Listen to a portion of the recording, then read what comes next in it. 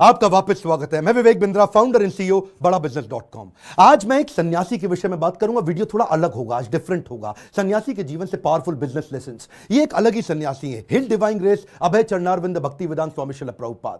कौन है श्रील प्रभुपाद? ये इस्कॉन के फाउंडर आचार्य हैं। इस्कॉन का नाम तो लगभग पूरी दुनिया ने सुना है, इनका नाम कम लोगों ने सुना है। स्वामी विवेकानंद को तो लोग जानते हैं, लेकिन इनके बारे में कम जानते हैं। आज कुछ ऐसी अद्भुत बातें बताऊंगा, वीडियो से नजर मत हिला दीजिएगा। श्रील प्रभुपाद से आप दुनिया भर के सारे बिजनेस लेसन सीख सकते हैं। आप पंक्चुअलिटी सीखना चाहते हैं, टाइम मैनेजमेंट, लीडरशिप को कैसे तैयार करें, एक इंस्टीट्यूशन को कैसे स्केल करें, बिना पैसे के एक ऑर्गेनाइजेशन को कैसे बिल्ड करें, सस्टेनेबिलिटी कैसे लाएं, प्रोसेस कैसे लेके आए, पीपल स्किल क्या होते हैं, रैपिड एक्सपेंशन, ग्रोथ, स्पीड, ये कैसे आता है। बंगाल में इनका जन्म हुआ था 1896 के अंदर, और इनकी माता का देहांत हो गया था जब ये 14 साल के थे, 1910 में।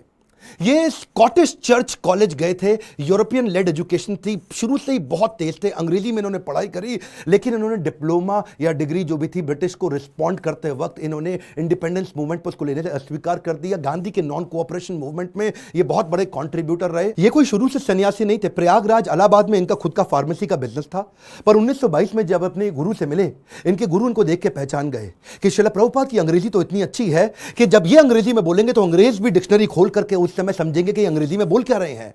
तभी इन्होंने प्रभुपाद को एक आदेश दिया, क्या तुम मेरे लिए एक काम कर सकते हो? तुम्हारे को शास्त्रों में मन भी लगता है और अंग्रेजी भी अच्छी है, तुम भगवत गीता के ज्ञान को अंग्रेजी भाषा में पूरी दुनिया तक पहुंचाओ, क्योंकि हमारे शास्त्रों को दुनिया में कोई नहीं लेके जा रहा। दुनिया की किताबें हमारे देश में आ रही हैं। श्रील प्रभुपाद ने उनकी इंस्ट्रक्शन को दिल से लगा लिया। गुरु मुख पद्मा वाक्या चित्ते कौरिया ऐक्या, के गुरु के मुख से निकले हुए वाक्यों को चित्त के साथ एक कर लो। अंग्रेजी में भगवत गीता को ट्रांसलेट करना शुरू कर दिया। बैक टू गॉडेड किताब लिखते, भगवत गीता को ट्रांसलेट करते। लैपटॉप टाइपराइटर नहीं हुआ करता था, कंप्यूटर नहीं होता था, मैनुअली लिखते थे। एक साल लगा करके इन्होंने कई पेजेस के अंदर भर करके भगवत गीता को ट्रांसलेट किया। एक दिन फैक्ट्री से वापस आ रहे थे, अपने घर पहुंचे। जब घर पहुंचे तो ढूंढने लगे कागज कहां हैं सारे। इतनी मेहनत की, कागज उनको मिल नहीं रहे थे, बड़े परेशान थे उस समय। अपनी धर्मपत्नी से पूछा कि वो कहां है जो मैंने भगवत गीता ट्रांसलेट करी। तो अचानक इनकी पत्नी ने जो बोला, इनके होश उड़ गए। इनकी पत्नी ने कहा वो सारे तो मैंने कबाड़ी को बेच दिए। बोलो क्यों बेचे? बोला उसके बदले में मैंने चाय खरीद ली, अंग्रेजों ने बताया चाय पीनी चाहिए। प्रभुपाद को बहुत बुरा लगा। अचानक प्रभुपाद ने उनसे पूछ लिया टी और मी। इनकी पत्नी ने बोल दिया टी। उस दिन उन्होंने अपना घर छोड़ दिया, संन्यास लेने की तैयारी करी। वहां से जाकर के उन्होंने फिर से भगवत गीता लिखनी शुरू करी। बाद में ये वृंदावन चले गए, कई साल वृंदावन रहे, भगवत गीता लिखी, उसकी तैयारी करी। ये पहले से जानते थे कि दुनिया का नंबर 1 देश अमेरिका और अमेरिका का नंबर 1 शहर न्यूयॉर्क, तो मैं शुरुआत न्यूयॉर्क से ही करूंगा। थोड़ा इमेजिन करिए, 70 साल का किसी बूढ़े व्यक्ति का चित्र लेके आइए अपने मन में। 70 साल की उम्र में 32 दिन की जहाज की लंबी यात्रा, जिसमें रास्ते में इनको 2 बार हार्ट अटैक आ गया। कुछ केवल साथ में $7 लेके कुछ किताबें लेकर निकल पड़े। वहां कोई इनको जानता नहीं था। ये जानते थे कि मैं अकेला हूं और मैं सब कुछ नहीं कर सकता। मैं सब कुछ नहीं कर सकता, इसका मतलब ये थोड़ी कि मैं कुछ भी नहीं कर सकता।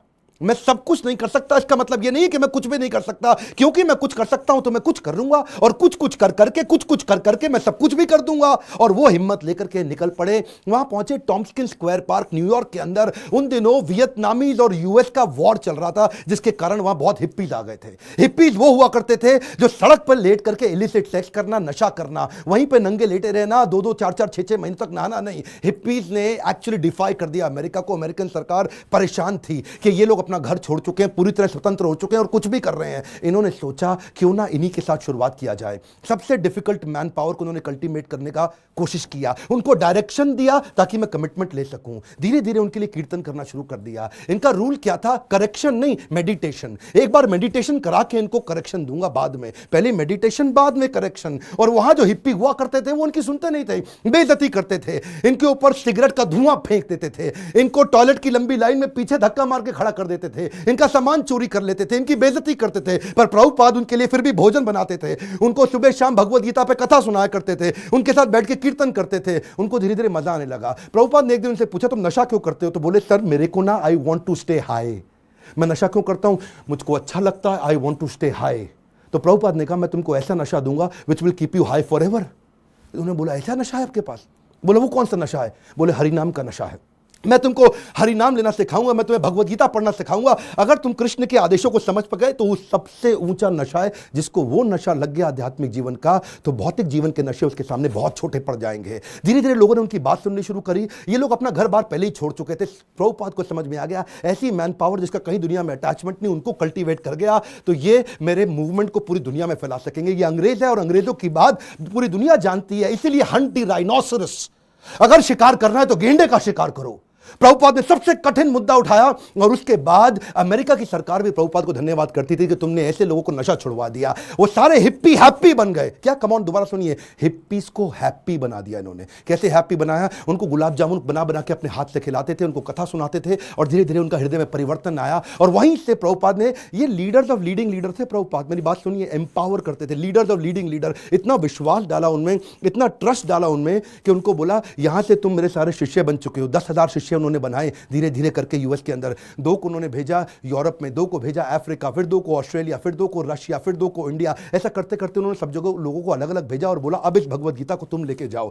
मैंने तुमको सिखाया, अब तुम दूसरों को सिखाओ। 1965 से 1977 तक लगभग 11-12 साल इन्होंने पूरी तरह अपने आप को झोंक दिया। पैसे की कमी थी इनके पास, सोचा पैसा नहीं है तो अगरबत्ती, पूजा में काम आने वाली अगरबत्ती का बिजनेस इन्होंने अपने शिष्य को करना समझाया। लगभग 3 सालों के अंदर $1 मिलियन का रेवेन्यू आना शुरू हो गया अगरबत्ती के बिजनेस से। किताबें इन्होंने तेजी से लिखनी शुरू कर दी। 5.5 करोड़ किताबें इन्होंने इस दौरान पूरी दुनिया के अंदर बांटी। किताबें बेच करके कुछ फंड रेज किया जिससे इन्होंने मंदिर बनाने का